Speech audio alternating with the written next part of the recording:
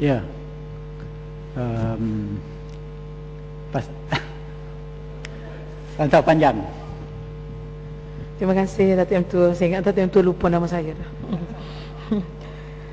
Menyentuh maksud B11 Perkhidmatan Am Pemendaraan, yang mana saya ingin menyentuh Datuk M. Tu berkaitan dengan tambahan sebanyak 6 bilion yang telah diperuntukkan untuk menampung pembayaran tuntutan subsidi petroleum sebanyak 5.6 bilion.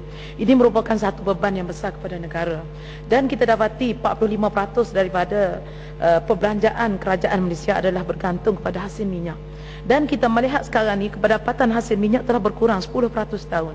Ini merupakan satu perkara yang amat membimbangkan. Negara kita akan menuju ke bankrapan sekiranya sumber baru tidak diterokai oleh kerajaan. Jadi sebab itulah saya mencadangkan supaya maknanya perkara-perkara yang membebankan negara sepatutnya sebagaimana yang telah disebut ramai oleh rakan-rakan saya tadi, seperti subsidi kepada IPP, pampasan kepada konsesitor dan sebagainya yang menelan belanja berbilion ringgit, puluhan bilion ringgit ini seharusnya dikaji balik dan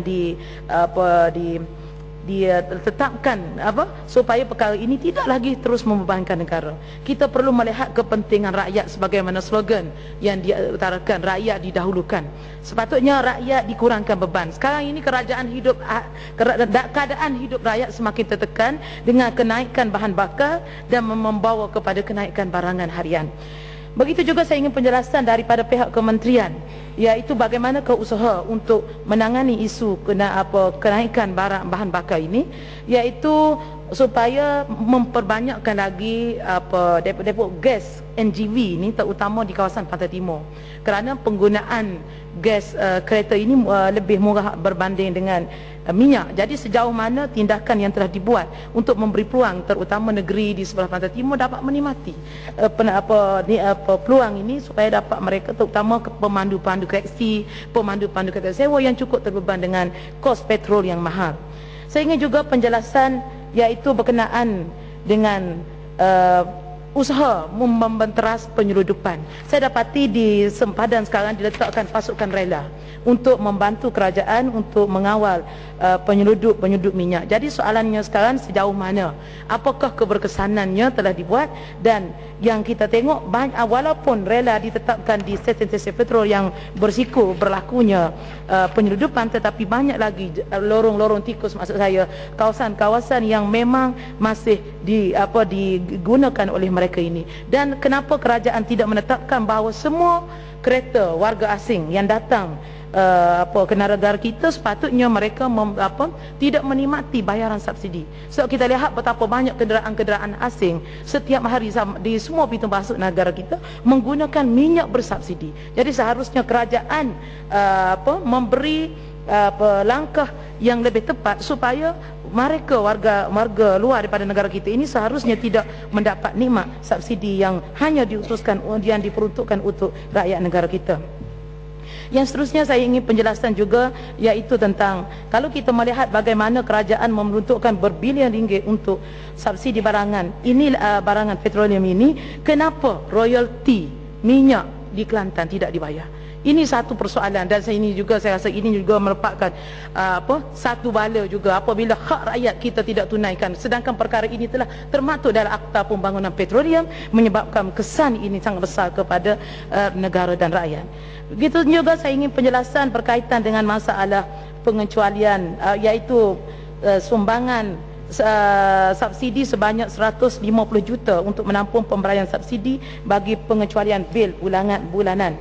Dan kita dapati banyak lagi kampung-kampung dan kawasan yang masih ada lagi tidak mempunyai bekalan elektrik, sebagai terutama di negeri di kedalaman di Sabah dan Sarawak. Jadi sejauh mana usaha yang telah dibuat untuk menangani, untuk memberi perkhidmatan yang terbaik untuk rakyat.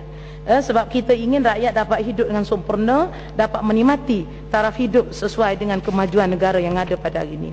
Saya juga ingin menyentuh soal iaitu peruntukan sebanyak 100 juta yang diperuntukkan untuk program latihan kemahiran seluruh negara, dan begitu juga kursus-kursus yang diberi kepada kaki tangan awam. Jadi saya ingin tahu apakah modul yang telah ditetapkan dan berapakah program, apakah jenis-jenis program yang telah dilaksanakan. Sebab kita mendapat maklumat ada di kalangan kaki tangan awam memberi maklum kepada kita di antara modul-modul yang diberi kepada mereka yang mendapat kursus-kursus dan latihan ini, ada yang yang dimaklumkan bagaimana dibawa dalam penerangan kursus itu perkara-perkara yang memburuk-burukkan kepimpinan Pakatan Rakyat, termasuklah filem, video set dan sebagainya. Ini dimaklumkan oleh kaki tangan awam yang menghadiri kursus-kursus yang dianjurkan oleh kerajaan. Jadi sejauh mana, apa sebenarnya tujuan, dan seharusnya perkara ini dinilai balik di mana sebenarnya demokrasi yang ada dalam negara kita. Dan begitu juga saya ingin menyentuh berkenaan dengan 100 juta untuk dana pembelian rumah kali pertama, yang mana di bawah skim rumah pertamaku ini, kita melihat ini juga satu lagi beban yang akan membawa kepada lebih ramai lagi golongan muda akan berdepan dengan isu bankrupt.